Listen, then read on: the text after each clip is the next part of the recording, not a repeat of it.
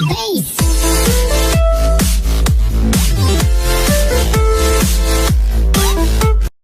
दीवारें हिल जाएं तो एक बार और जय भीम। साथियों, सबसे पहले मैं यहां मौजूद इतनी बड़ी संख्या में हमारी माताएं बहनें अपना कीमती समय निकालकर आप हमें आज यहां सुनने आई हैं, तो आप सभी को मैं तहे दिल से धन्यवाद करना चाहता हूं। साथ ही साथ आज यहां हमारे सभी बड़े बुजुर्ग, हमारे सभी भाई बहन जो आज इतनी गर्मी में इतनी देर से हमारा इंतजार कर रहे हैं हमें सुनने के लिए, तो आप सभी को भी मैं तहे दिल से धन्यवाद करता हूं। आज ये लोकसभा चुनावी जनसभा को सफल बनाने के लिए हमारे सभी कमिटी, सभी पार्टी के पदाधिकारी, सभी कार्यकर्तागण, हमारे सभी प्रत्याशी लोग जिन्होंने आज इस सभा को सफल बनाने में दिन रात एक कर दी, तो आप सभी को भी मैं तहे दिल से धन्यवाद करता हूं।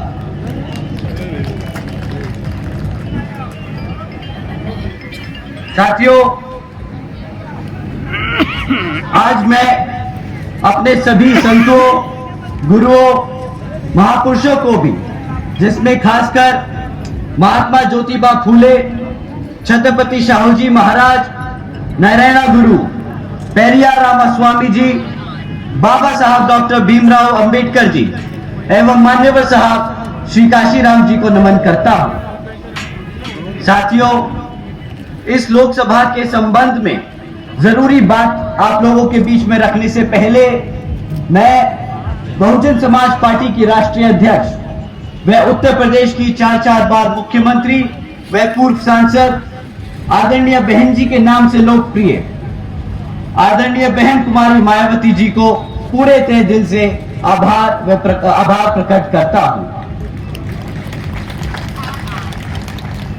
साथियों, जिन्होंने अपनी पूरी जिंदगी बामसेफ, DS4 व BSP के जन्मदाता एवं संस्थापक मान्यवर साहब श्री काशीराम जी के बताए हुए रास्ते पर चलकर परम पूज्य बाबा साहब डॉक्टर भीमराव अंबेडकर जी के मानवतावादी व आत्मसम्मान एवं स्वाभिमान के मूवमेंट के कारवां को अपने आजीवन त्याग, तपस्या व कड़े संघर्ष के जरिए नई राजनीतिक ऊर्जा, शक्ति व पहचान दी है तथा उत्तर प्रदेश जैसे विशाल महत्वपूर्ण राज्य में 4 बार अपनी पार्टी BSP की नेतृत्व में सरकार बनाकर खासकर बहुजन समाज के लिए एक ऐसी मिसाल बन गई है जिससे प्रेरणा लेकर करोड़ों लोग आज यहाँ सामाजिक परिवर्तन व आर्थिक तरक्की के मिशनरी कार्य से जुड़ चुके हैं। इतना ही नहीं बल्कि मैं खुद भी उनके इस नेतृत्व से प्रभावित होकर BSP मूवमेंट से जुड़ा हूं और उनके पद चिन्हों पर चलकर उस मिशनरी दायित्व, कर्तव्य व फर्ज को पूरा करना चाहता हूं जिनके लिए बहुजन समाज के मसीहा परम पूज्य बाबा साहब डॉक्टर भीमराव अंबेडकर जी ने आजीवन कड़ा संघर्ष करा है। साथियों, जैसा कि आप सब जानते हैं कि लोकसभा आम चुनाव चल रहे हैं और इन लोकसभा चुनावों में दुश्मन हमारे बीच में रहकर साम दाम दंड भेद का इस्तेमाल करके हमारी पार्टी को, हमारे कार्यकर्ता को अंदर से गुमराह व कमजोर करने की कोशिश करेगा। और साथियों, यही नहीं, दुश्मन आज की डेट में आज इतना काबिल नहीं कि आपको सामने से आकर आप पे वार करें। साथियों, दुश्मन आजकल बहरूपियों का रूप लेकर एक बहरूपिये की तरह एक कार्यकर्ता, एक प्रत्याशी, एक पदाधिकारी के रूप में आप लोगों को भटकाने का काम कर सकता है। इसका मतलब ये नहीं कि हर कार्यकर्ता कोई बहरूपिया या कोई दुश्मन है, या हर कोई पदाधिकारी या कोई हमारा प्रत्याशी दुश्मन है। पर साथियों, आपको इनको पहचानना बहुत जरूरी है, क्योंकि ये हमें अंदर से कमजोर करने का काम करते हैं। साथियों, अगर कोई भी आपको बीएसपी के अलावा किसी और पार्टी या किसी और नेता के बारे में बोले कि वो आपका हितैषी है, आपको उसको वोट डालना चाहिए, तो आप समझ जाइए कि आप एक बहरूपी यानी एक दुश्मन से बात कर रहे हैं। आप यहाँ पे सब बैठे हैं, यहाँ पे हमारे बड़े बुजुर्ग और माताएं हैं।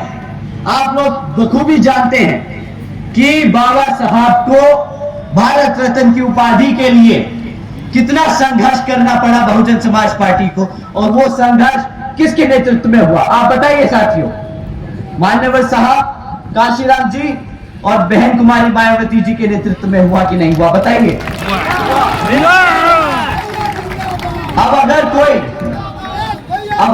कोई कार्यकर्ता, कोई नेता ये बोले कि भाई आपका सही हितैषी बहुजन समाज पार्टी या बहन जी नहीं है, तो बताइए कि गद्दार से बात कर रहे हो कि नहीं। बताइए, कोई देशद्रोही, कोई गद्दार टाइप का आदमी ही होगा जो ऐसा बोलेगा कि नहीं। जय भीम, जय भीम। तो साथियों, आपको इन बहरूपिये से संभल कर रहना है। और ये बहरूपिये हमारा, आप जानते हैं बहुजन समाज कितना बड़ा है। बहुजन समाज पार्टी में करोड़ों लोग सदस्य हैं, परंतु ये 4-5 लोग मिलकर इन लोगों पे नजर नहीं रख सकते। तो आप सबको अपने कान आंख खुले रखनी होगी और इन लोगों को पहचानना बहुत जरूरी होगा। यहाँ पर क्या करा, आज पेट्रोल क्या दाम हो चुका है बताओ साथियों, 100 रुपए। अब दूसरा सवाल मैं अपनी माँ से पूछना चाहता हूँ, माँ गैस का सिलेंडर तुम्हारे घर में आता है, कितने का पैसे गैस सिलेंडर पड़ता है तुम्हें माँ? 1200 रुपए का माँ, 1200 रुपए। क्या बोलते हैं मोदी जी कि मैं अपनी माताओं बहनों का खास ध्यान रखता हूं, उन्हें मैं गैस सिलेंडर मुफ्त में दूंगा, सब्सिडी में दूंगा। हमारी माँ की तरफ से मैं आज एक सवाल पूछ लूं, आप इजाजत दो तो एक सवाल पूछ लूं। मोदी जी सब्सिडी नहीं मांगी थी, मुफ्त में राशन नहीं मांगा था, सस्ता गैस सिलेंडर नहीं मांगा था, अपने बच्चों को उनके पैरों पर खड़ा होने का सिर्फ एक मौका मांगा था, सिर्फ एक मौका। ये अब सब्सिडी लेना शुरू कर रहे हैं साथियों। हाँ, ये आपको सब्सिडी देने की बात करेंगे।